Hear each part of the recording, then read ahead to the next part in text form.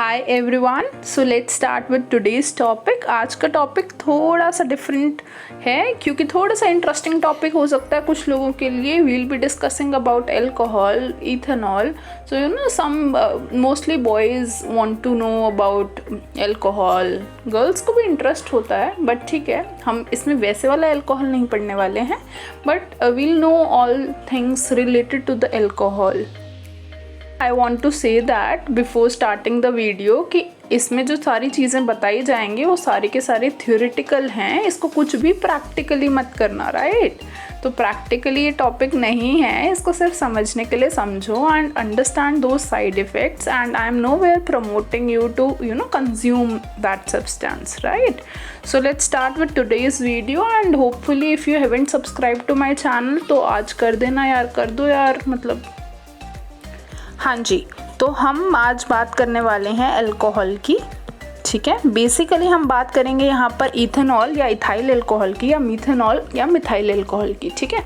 अब बेसिक बात समझते हैं कि जो अल्कोहल होता है वो क्या होता है। Alcohol is basically a CNS depressant, right? ये मोस्ट कॉमनली एब्यूज्ड सब्सटेंसेस में से काउंट होता है, right?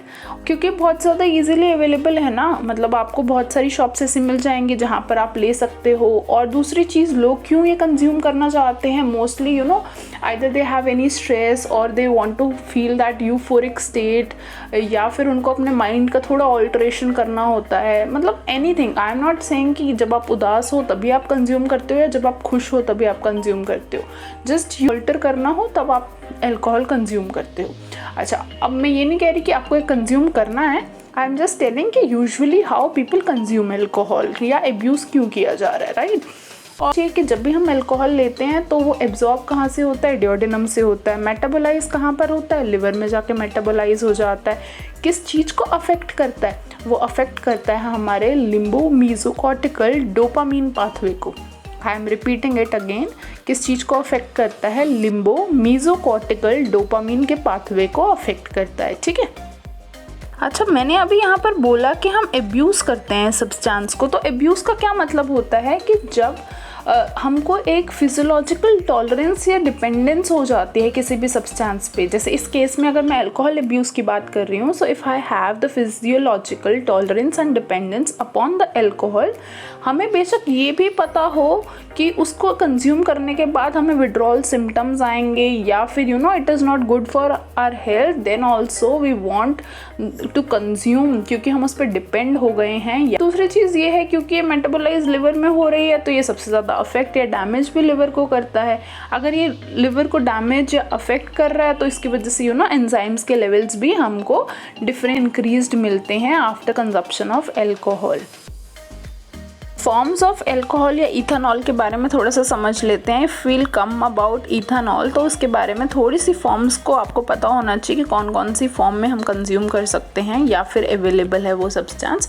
So there are 3 forms, right, which is called as absolute alcohol. एक एब्सोल्यूट अल्कोहल है, दूसरा रेक्टिफाइड स्पिरिट हो सकता है, another is proof spirit, right.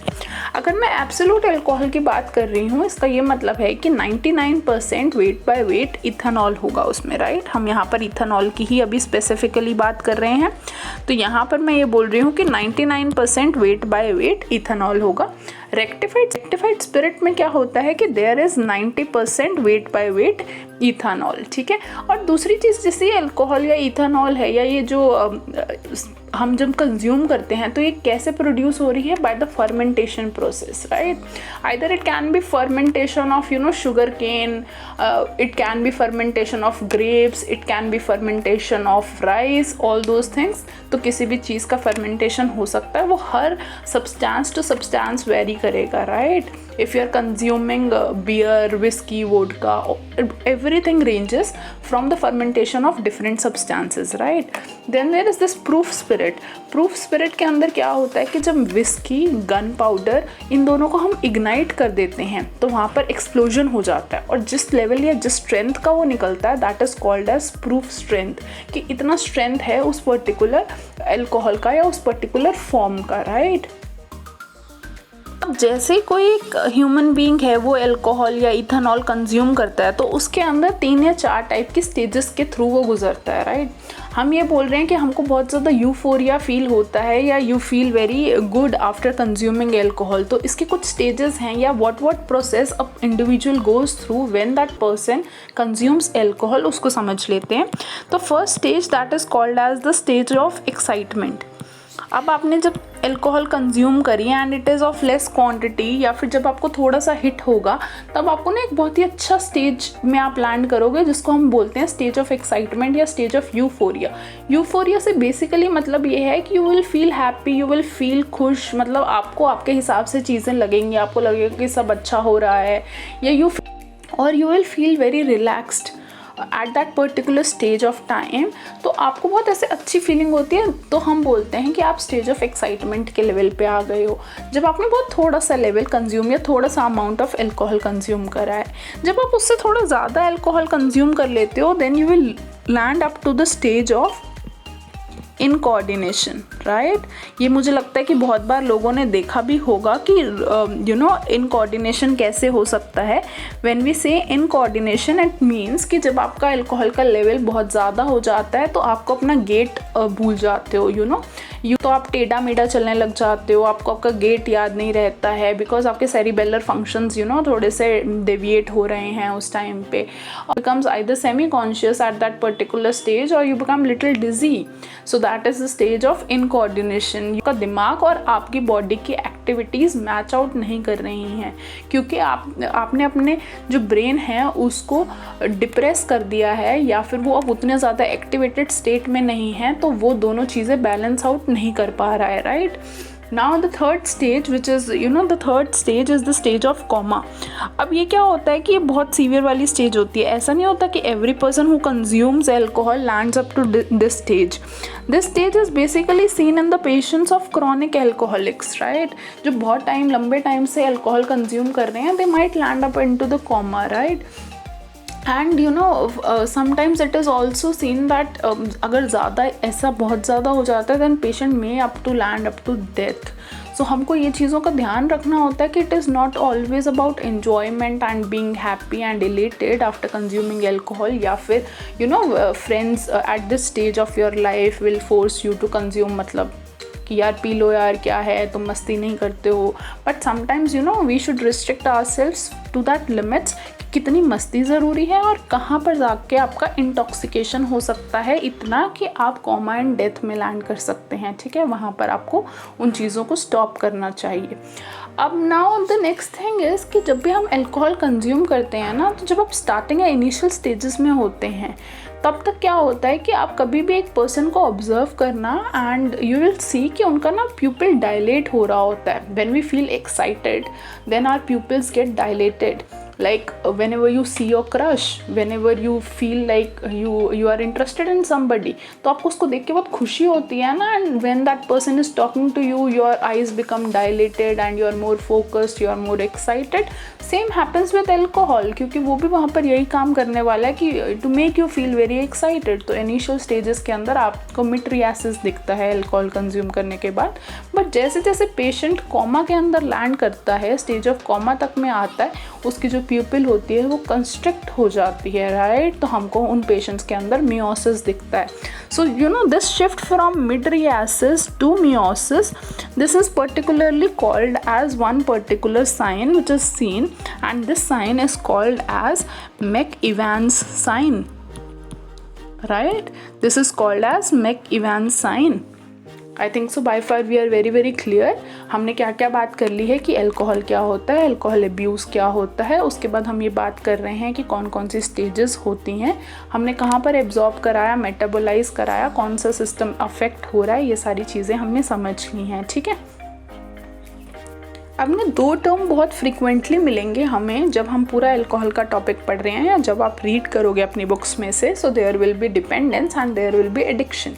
अब मैं यहाँ क्या बोल रही हूँ कि जो डिपेंडेंस होता है वो क्या होता है, वो फिजिकल डिपेंडेंस होता है, जबकि जो एडिक्शन होता है वो साइकोलॉजिकल होता है। मतलब हमारे दिमाग में चढ़ ही गया है कि मतलब मेरे को इसके बिना काम नहीं होगा, मैं इसके बिना कुछ नहीं कर सकता, या मैं उदास हूँ, या फिर मैं अल्कोहल के बिना जीवन नहीं चला सकता। When you come to that stage then it is called as addiction.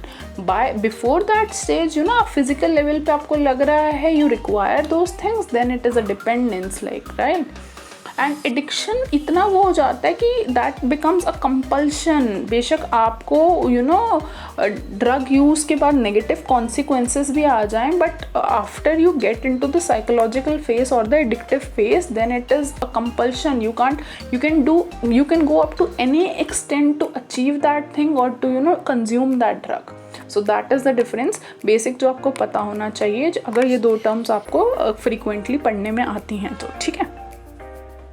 क्योंकि हम अल्कोहल कंजप्शन की बात कर रहे हैं तो मैं यहाँ पर एक चीज़ की और बात कर लेती हूँ कि एक होता है ब्लड अल्कोहल लेवल, मतलब हमारे ब्लड के अंदर कितना अल्कोहल का लेवल हो गया है। तो मोस्टली आप देखोगे कि कभी भी आप there is people are not allowed to drink and drive, it is contraindicated to drink and drive. क्यों अच्छा नहीं है? क्योंकि आप कॉन्शियस ही नहीं हो, आप CNS डिप्रेसेंट ले चुके हो एंड आपका लेवल क्या है आपको भी नहीं पता एंड सामने वाले को तो बिल्कुल नहीं पता। So you will increase the chances of accident. So to protect yourself and to protect others it is not allowed to do that. तो तब हम कई बार ऐसा देखते हैं ना कि पुलिस रोक लेती है ऐसे कुछ कार्स को and they do that dope test, या फिर आप कहीं पे भी कोई भी ऐसे बड़े बड़े ओलंपियाड्स या टूर्नामेंट्स करते हैं, वहाँ पर भी ये ड्रग एब्यूज़ अलाउड नहीं होता। मीन्स आफ्टर ड्रग या अंडर ड्रग कंजप्शन आप कोई भी एक्टिविटी नहीं कर सकते हैं ऐसे वाली जिसमें बहुत ज़्यादा प्रेजेंस ऑफ माइंड या कॉन्शियसनेस चाहिए होता है, राइट। तो वहाँ पर हम ब्लड अल्कोहल के लेवल्स को चेक करते हैं और वहाँ पर अगर आपका ब्लड अल्कोहल कॉन्सेंट्रेशन है BAC जो है, if it is more then 0.08 it means you are legally drunk. मतलब आप उस कैटेगरी में आ जाते हो कि आपको उतना ड्रंक है that you are not allowed to drink and drive और do any sort of those activities. And but it is not like कि ये बिल्कुल पॉइजनिंग वाला लेवल है, this is very initial level. जब आप अल्कोहल पॉइजनिंग या उस लेवल पर पहुंच जाते हो देन तो इट इज़ लाइक इसका थ्राइस। अल्कोहल पॉइजनिंग के केस के अंदर it becomes the level of blood alcohol concentration should come under the category of 0.18 to 0.3 means it is twice और थ्राइस द एग्जैक्ट कंसंट्रेशन जो हमने पहले legally drunk वाली definition में समझी है। समझ रहे हो आप मेरी बात? सो that is the level of alcohol. अब तो पॉइजनिंग हो गई है, पेशेंट ने इतना ज़्यादा बिंज ड्रिंक कर लिया है कि अब वो पेशेंट CNS के इतने डिप्रेशन में है कि वो कोमा में जा सकता है, उसकी डेथ हो सकती है, उसके साथ रेस्पिरेटरी डिप्रेशन हो सकता है। ये सारी चीज़ें बहुत कॉमन है उस पेशेंट के लिए। उस पेशेंट को रादर हॉस्पिटल रिक्वायरमेंट होती है या सपोर्टिव केयर चाहिए होती है। अदरवाइज आप कैजुअली ड्रिंक करते हो तो ऐसा नहीं होता है कि everybody needs to enter or get hospitalized, right? If the blood alcohol level reaches more than 500 mg per 100 ml then it is considered to be the fatal dose। मतलब ये probably बिल्कुल fatal है, तो इतना आपको consumption नहीं करना है अल्कोहल का, ना प्रमोट करना है ना खुद करना है, right? So I think so by far we are very clear with the basic terminologies and basic things। कि हम ये जान लेते हैं कि यूजेस ऑफ अल्कोहल क्या है। It is not always like हम सिर्फ एक ही बात पे बात नहीं करने वाले हैं। हम ये नहीं कह रहे हैं कि it is only a beverage. It is okay, या it is a beverage which is consumed for enjoyment, fun and other things. But ये फर्स्ट थिंग तो इसका फर्स्ट यूज़ तो है कि it is a beverage, but ऐसा भी है कि it is used as a solvent. ये सॉल्वेंट की तरह भी काम आता है। इसका मेडिसिनल एंड थेरेपेटिक यूज़ भी है। लाइक अभी कोविड टाइम्स चल रहा है तो हमने सारे के सारे सैनिटाइजर्स के अंदर इथेनॉल ही तो लिया है ना। इथेनॉल का एक परसेंटेज इन्वॉल्व है in all sanitisers. So this is very important कि it is also having medicinal and therapeutic uses as well. It is very good preservative. इसको हम बहुत अच्छे प्रिजर्वेटिव के फॉर्म में भी यूज़ करते हैं, राइट। सो इट इज़ अ ठीक है।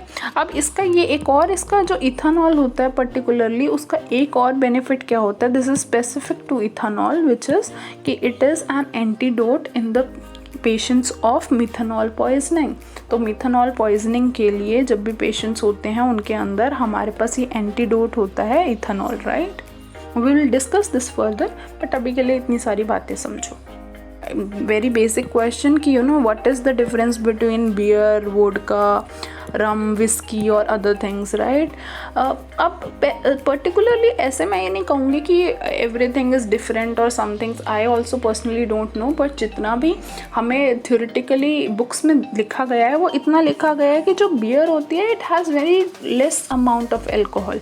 मतलब you will find only 2-3% of alcohol in it. और जैसे जैसे आप स्ट्रॉन्गर बियर्स या डिफरेंट फॉर्म ऑफ कॉम्पोजिशंस पे जाते हो जो सबसे ज़्यादा स्ट्रॉन्ग्स होती हैं वो एटलीस्ट 40 to 50% तक रेंज कर सकती हैं। मीन्स विस्कीज़ हो गया या रम, ये सारी चीज़ें आपको लैंड करती हैं जिसके अंदर 40-50% डिफरेंट सब्सटेंसेस इन्वॉल्व होते हैं एंड 40-50% आपका इथाइल अल्कोहल इन्वॉल्व होता है। ठीक है, अब ऐसा नहीं है कि हाँ 100% इथाइल अल्कोहल कंज्यूम कर सकते हैं। So there is no such beverage formed या फिर ऐसा कुछ मार्केट में अवेलेबल नहीं है, क्योंकि फिर वो टॉक्सिक बहुत ज़्यादा हो जाएगी। आपकी बॉडी की भी तो एक सैचुरेशन या लेवल है ना कि आप इतना ज़्यादा इथाइल अल्कोहल कंज्यूम कर सकते हो। जो ये अल्कोहल बेवरेजेस होती हैं, है ना, these are the primary mixture of water. मतलब ऐसा नहीं है कि सिर्फ आप इथाइल अल्कोहल ले रहे हो, these are the primary mixture of water plus ethyl alcohol होता है और small amounts of other substances, जिसकी वजह से एक पर्टिकुलर ऑर्डर या टेस्ट आता है उस बेवरेज का। एंड जब ये टोटल दीज सब्सटेंसेस, इनको क्या नाम दिया जाता है, इनको नाम दिया जाता है कॉन्जेनर्स। ठीक है, क्योंकि कॉन्टिन्यूस प्रोसेस ऑफ फर्मेंटेशन के थ्रू निकल रहे हैं। तो so next we'll see about the pharmacological actions. ठीक है, फार्माकोलॉजिकल एक्शन समझ लेते हैं, मतलब इनका लोकल एक्शन कहाँ पर है। अभी हमने बाकी सारे यूजेस पढ़ लिए, but there are 2-3 other uses which are locally effective, या लोकल यूज़ कहाँ पर करते हैं हम अल्कोहल का। First use amongst the local is rubefacient. ये एक फॉर्म है लोकल एप्लीकेशन का जो यूज़ करते हैं अल्कोहल का, क्योंकि जो अल्कोहल होता है it has a very cooling sensations, और ये क्योंकि बहुत जल्दी इवेपोरेट हो जाता है तो it is used as rubefacient. दूसरा, it is also used as astringent, it has astringent properties. ठीक है, it is also a good antiseptic, हम इसको एंटीसेप्टिक भी यूज़ कर सकते हैं। And another is counter irritant, मतलब कहीं पर कोई इरिटेशन हो रही है, अगर वहाँ पर आप अल्कोहल लगाते हो तो इट इज़ ऑल्सो बेनिफिशियल, तो it is also counter irritant. ठीक है, so these are the local applications या local uses of alcohol. Now if I talk about कि अगर हमने अल्कोहल कंज्यूम कर लिया as the form of beverage only, तब हमारे डिफरेंट बॉडी पार्ट्स पे क्या क्या फ़र्क पड़ेगा। ठीक है, अगर मैं शुरू करती हूँ CNS से, तो हमने बात कर ली it is a CNS depressant, right. और थोड़ा सा ये हमारी एंजाइटी कम कर देता है, हमको कॉन्फिडेंस दे देता है। कभी कभी तुमने देखा होगा कि जो इंट्रोवर्ट लोग होते हैं, after consuming alcohol they get that confidence and they try to speak more, they express more, उनकी एंजाइटी कम हो जाती है और it makes you feel in a euphoric manner, है ना, यूफोरिया में चला जाता है इंसान। ये सारी चीज़ें हमें CNS के लेवल पे देखने को मिलती हैं। अगर हम CVS की बात करें तो it causes tachycardia in the patients. ठीक है, तो CVS के अंदर it causes tachycardia in the patient, right. अगर ब्लड की पर्टिकुलर बात करें तो it do increases the HDL cholesterol levels, but अगर आप स्मॉल डोजेस में कंज्यूम कर रहे हो अल्कोहल तो it is slightly good for your heart also. हमने कभी कभी नाम सुना है मेडिसिन के अंदर कि red wine is good for heart या इस्चेमिक हार्ट डिजीज़ से बचाते हैं, तो उसका बेसिक रीज़न यही होता है कि आपका HDL कोलेस्ट्रॉल या अच्छा वाला जो कोलेस्ट्रॉल होता है वो इंक्रीज़ हो जाता है। So it is protective in that cases for the heart.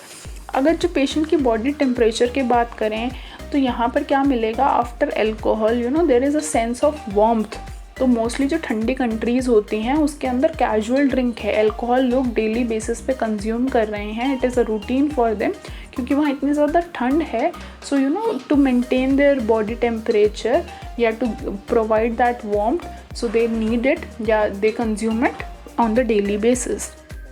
अगर मैं रेस्पिरेशन की बात करूं तो it is used as the respiratory stimulant, मतलब ये रेस्पिरेशन को इम्प्रूव करवाएगा, उसका ये स्टिमुलेंट की तरह काम करता है।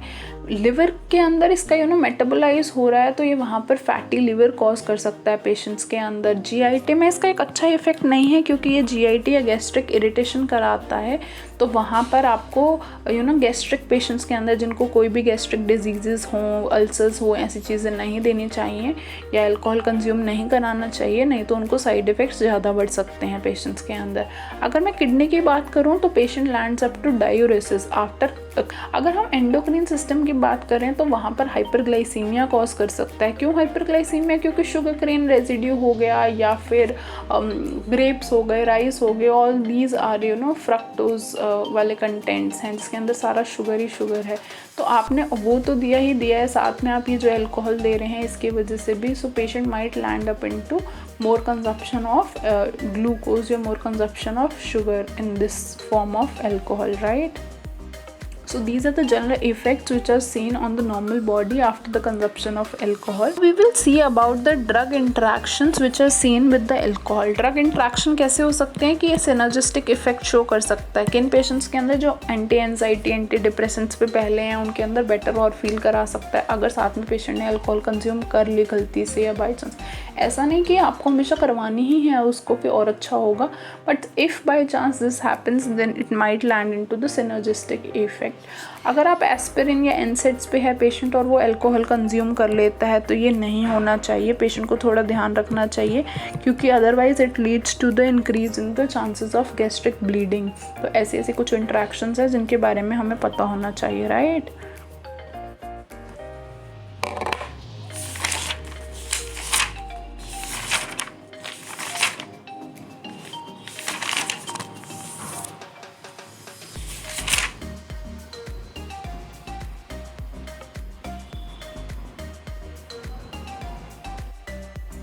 So yeah, this is all for today's video, and we have discussed about the basics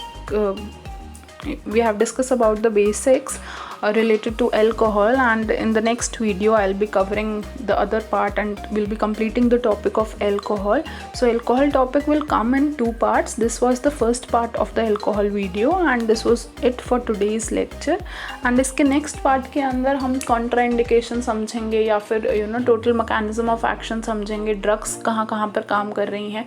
The pharmacological aspect will come in the second part, so keep watching my channel and subscribe कर दो. And thank you so much for showing your love and support always. So yeah, bye bye, keep watching, happy learning.